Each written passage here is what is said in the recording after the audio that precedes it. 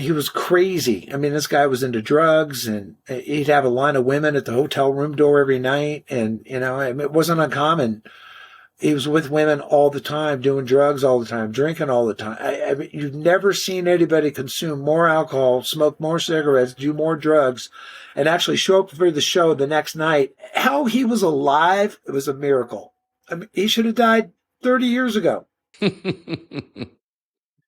God bless him, though. Ordained minister now. 30 years ago, we're touring with Chippendales, selling sex. And then 30 years later, now we're touring for Christ. Jeff Stearns, connected through cars. If they're bigwigs, we'll have them on the show. And yes, we'll talk about cars and everything else. Here he is now, Jeff Stearns. Victor, what would someone be surprised to know about you? Surprised to know about me? Actually, you know what they're surprised about? Most people know me. I go to church on Sunday. I try to walk with the Lord, and, I'm far from perfect.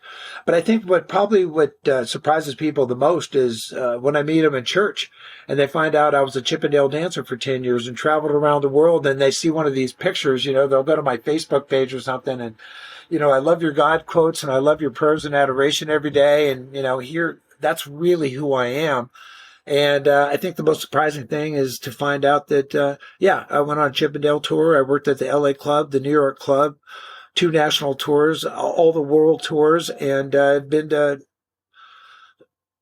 I lost count of how many countries and cities I've been to, but that's the biggest surprise. They're like, it's an oxymoron, because here I'm doing God quotes on my Facebook page, daily devotionals. And they'll get into my pictures and they're like, so you were a dancer and living that wild life and you found Jesus, and that's what surprises people.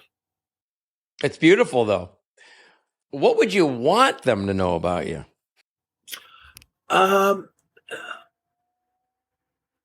That I think probably the most important thing that I try to encourage people. I try to encourage people and to give them hope. I am far from perfect. And, somebody had pointed out to me, one of my pastor buddies, he says, hey, God always picks imperfect people to work with, right? When he told the fishermen to lay down the nets, these guys were not really, cum laude, the 4.0 students, not the brightest bunch in the, to choose from. But I just thought it was kind of funny how it was a couple of years ago. My friend Kevin Kirchen had reached out to me. This was my first roommate with Chippendales. I mean, this guy was the bad boy of all bad boys, and he was my roommate. And I thought that Steve Banerjee had partnered me up. We were picking roommates, right? And I was the new guy. Nobody wanted to room with Kevin, so I thought, how bad could it be? But this is at the prime of his, when he was crazy. I mean, this guy was into drugs, and he'd have a line of women at the hotel room door every night. And, I mean, it wasn't uncommon. He was with women all the time, doing drugs all the time, drinking all the time. I mean, you've never seen anybody consume more alcohol, smoke more cigarettes, do more drugs, and actually show up for the show the next night fully functioning. He had that long hair. He looked like Bon Jovi. The women went crazy. This guy could do no wrong.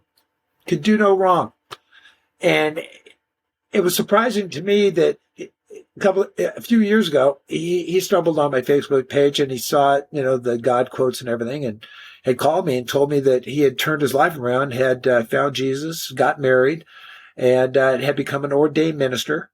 I mean, talk about taking it to the nth level. This guy was like one of the top porn guys for years. I mean, porn and he was so far down the road. How he was alive, it was a miracle. I mean, he should have died 30 years ago. God bless him, though. Ordained minister now. So he turns it around, and it's just kind of surprising. God works in mysterious ways. So here Kevin is an ordained minister. Now he's got a 501(c)(3). He's been up and running for many years. He runs a foster care facility. He's got 8 kids in his care with him and his wife. He runs an assisted living care facility on the same location. So he's got like 6 to 8 elderly people. Of course, before they pass, he gives them the last rites. Of course, he's baptized all the kids in his foster care. And we had a conversation a couple of months ago, and he said, "Hey, I've identified 50 acres of property across the street from where I live." And, we started praying together, and I asked him, I said, so what's it going to cost to get that property, and what's it going to cost to develop it? And he wants to build a Christian Coalition Center and a church, and expand his assisted living facility, and expand the foster care. And suddenly we started praying together, and God tapped me on the shoulder and said, "Hey, man, let's fund this project." So as you know, I'm involved with, business consulting, investment banking, all that kind of stuff. And God has just kind of paved the way. He does these miracles for me every day. So one of the most surprising things is now I don't have to look for investors. Now it's just a matter of funding the projects using God's money. So Kevin and I are real tight lately. We talk a lot. And I'm really looking forward to acquiring this 50 acres for him and help provide the funding to help people find and follow Jesus Christ. So that's really become now Kevin has been invited on a tour. He did a radio show and somebody recognized him. Now he's on, I think it's Christian Post on Facebook. I guess there's about 800,000 members. And one of the executive producers I introduced him to, Keith Walker out of Atlanta, put him on a radio show, and out of that radio show, somebody approached him and now would like to be the manager of him and have him go around and speak at various churches and to get paid to do it. So isn't it funny? 30 years ago, we're touring with Chippendales, selling sex. And then 30 years later, now we're touring for Christ. So. Yeah, but what a testimony. I mean, come on. Who could be more credible than you guys?